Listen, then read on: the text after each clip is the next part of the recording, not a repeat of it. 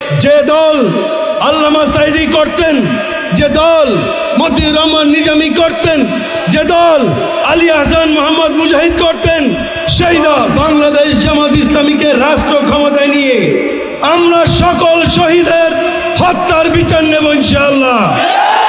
রাজি আছেন না? রাজি আছেন না? হাত তুলে দেখান।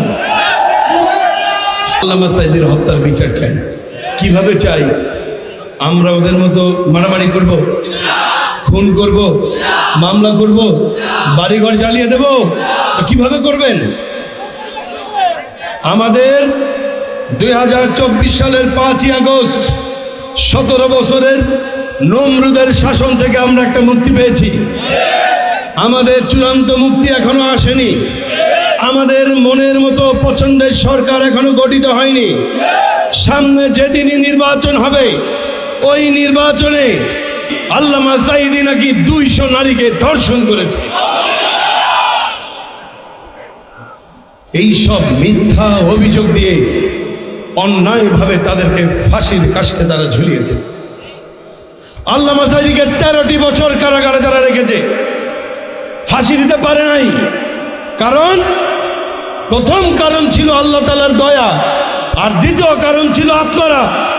তার ফাঁসি রায়ের বিরুদ্ধে সারা বাংলাদেশের মানুষ যেভাবে বিক্ষোভে ফেটে পড়েছিল, খুনি হাসিনা বুঝেই গিয়েছিল যে এইখানে যদি ফাঁসি দেওয়া হয় তাহলে তার ক্ষমতার মস্তক তছনছ হয়ে যাবে।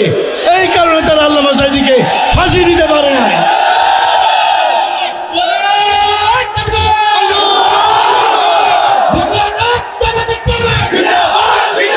ভারতের গোলাম শেখ হাসিনাকে দিয়ে মিথ্যা মামলা দায়ের করেছিল। সুতরাং ভারতীয় আগ্রাসনের বিরুদ্ধে আমাদের শীর্ষ নেতাদেরকে যে অন্যায়ভাবে ফাঁসি দেওয়া হয়েছে, এই অন্যায়ের প্রতিবাদে আমাদের শহীদ নেতৃবৃন্দকে জাতীয় বীর হিসেবে ঘোষণা করতে হবে। একই সাথে 24-এর সকল শহীদদেরকেও জাতীয় বীর হিসেবে ঘোষণা করতে হবে। শুধু তাই নয়, আমরা আজকের এই সমাবেশ থেকে দাবি করছি 24-এর সকল শহীদের পরিবার থেকে অন্তত একজনকে হলেও সরকারি চাকরি দিতে হবে। আহত আমাদের সকল ছাত্র জনতার আজীবন চিকিৎসা ব্যবস্থা সরকারিভাবে বহন করতে হবে। তাদেরকে অর্থনৈতিকভাবেও সহযোগিতা করতে হবে।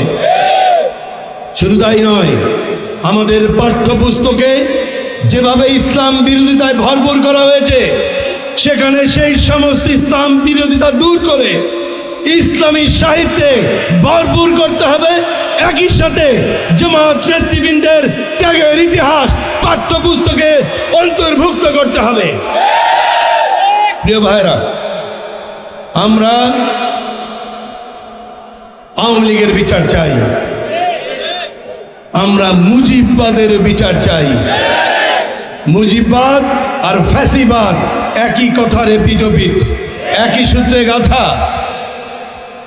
কারণ শেখ মুজিব ক্ষমতায় আসার পরই বাংলাদেশের বিরোধী মতের সকল নেতাকর্মী, প্রায় 10,000 নেতাকর্মীকে হত্যা করেছিল।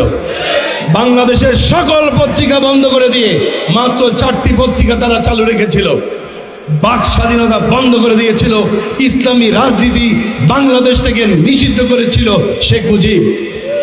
সুতরাং ফ্যাসিবাদ আর মুজিববাদ একই সূত্রে গাথা। আমরা আওয়ামী লীগের বিচার চাই, আওয়ামী লীগের সকল খুনিদের বিচার চাই, আমরা লুটপাটকারীদের বিচার চাই, দেশের অর্থ বিদেশে পাচারকারীদের বিচার চাই।